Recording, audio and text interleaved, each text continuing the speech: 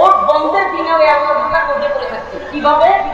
একটু কাজ আগানো যায়, মোহরিকে দিয়া, তেজপাতকে দিয়া, বিভিন্ন ভাবে একটু কাজটা আগানো যায়। নাম হলো আবুল কালাম ভাই, আপনাদের এলাকার ওই চট্টগ্রামের জামাই।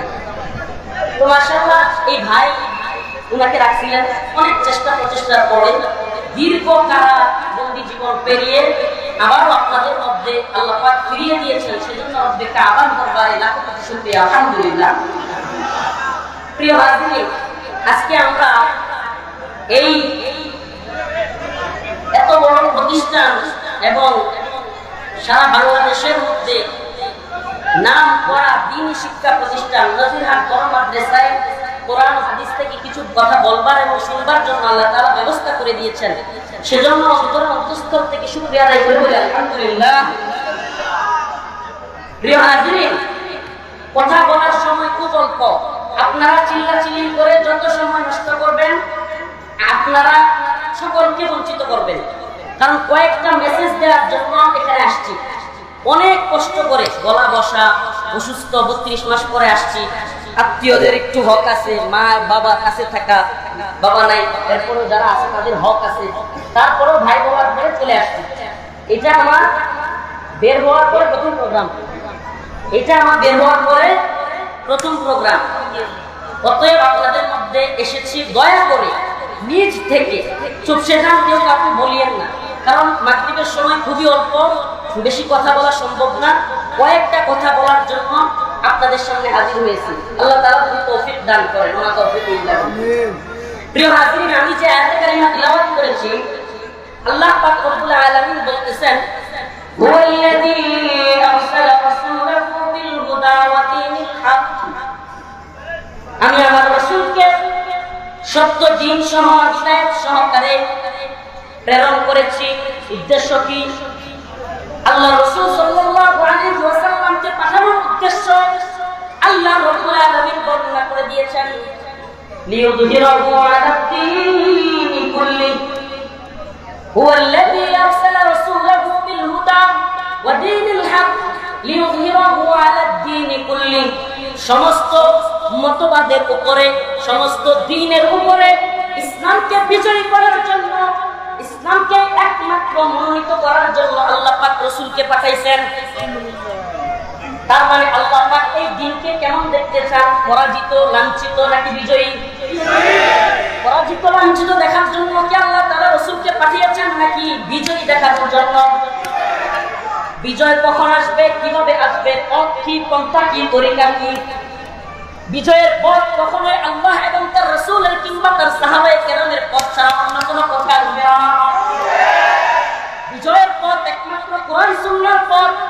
এই পথ অবলম্বন করার নামই হলো হিকমা, অন্য কোনো হিকমার নামে ভণ্ডামি।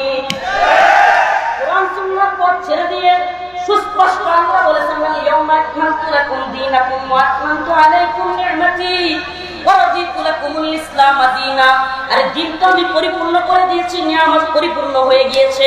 এই দ্বীনের মধ্যে নতুন করে কোনো কিছু সংযোজনের যেমন সুযোগ নেই, তেমনি ভাবে কিছু বাদ দেওয়ার কোনো সুযোগ নেই।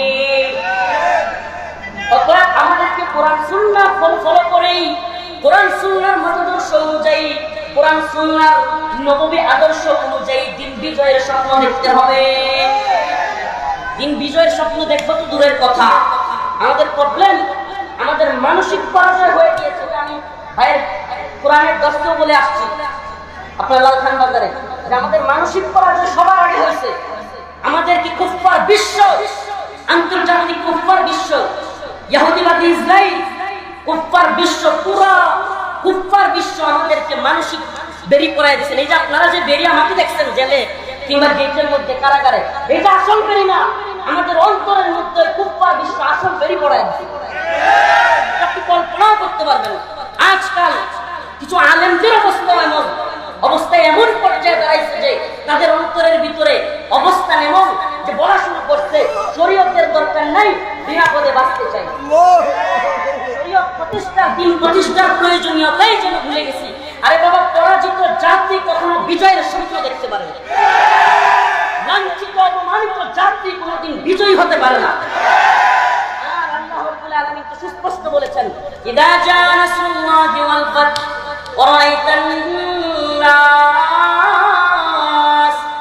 يدخلون في دين الله أفواجا যখন আসবে বিজয় নাসর এবং সাহায্য এবং বিজয় যখন চলে আসবে يدخلون في دين الله أفواجا আপনি দেখবেন মানুষ দলে দলে ইসলামের মধ্যে প্রবেশ করতেছে তাই কি হয়নি এমনটা কি হয়নি মক্কা বিজয়ের পূর্বে মুসলমানের সংখ্যা কেমন ছিল মক্কা বিজয়ের পর মুসলমানের সংখ্যা বাড়ছে না কমছে দেখুন মানুষ লাঞ্ছিত জিন্দেগি বা লাঞ্ছিত পরাজিত মানসিকতার কাউকে কোন দলকে কোন ধর্মকে মানুষ তার ব্যক্তিগত জীবনে পরিচর্যা বা প্র্যাকটিস করার ইচ্ছা পোষণ করে না মানুষ তখনই কোনো কিছুকে লালন করার চেষ্টা করে মানুষ যখন দেখে রফিকুল ইসলাম মাদানির পায়ে তো বেরি হাতে তো রশি গরুর মতো টেনে নিচ্ছে তখন মানুষ তাকে থেকে ভয় পায় তার দিন তার আদর্শ তার কথা শুনবে মানবে তো দূরে থাক আরো দৌড়ে পালানোর চেষ্টা করবে কিন্তু যখন দেখবে না তাদের পিছনেও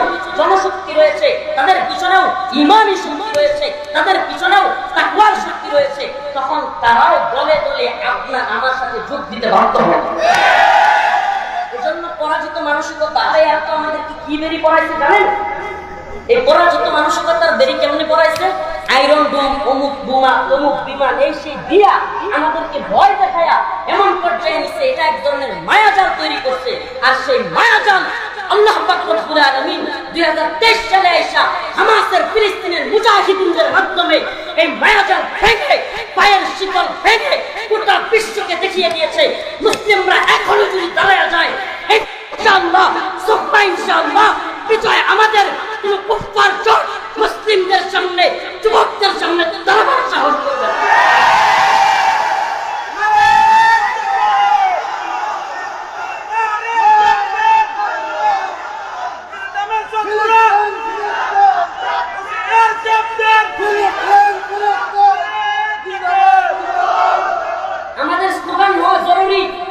আমাদের স্লোগান হওয়া জরুরি হামাসের ভাইদের স্লোগান কি স্লোগান ওই ইসরায়েলকে ইহুদিবাদীদেরকে আমরা জানিয়ে দিতে চাই আমাদের স্লোগান হলো খাইবার খাইবার ইয়া ইয়াহুদ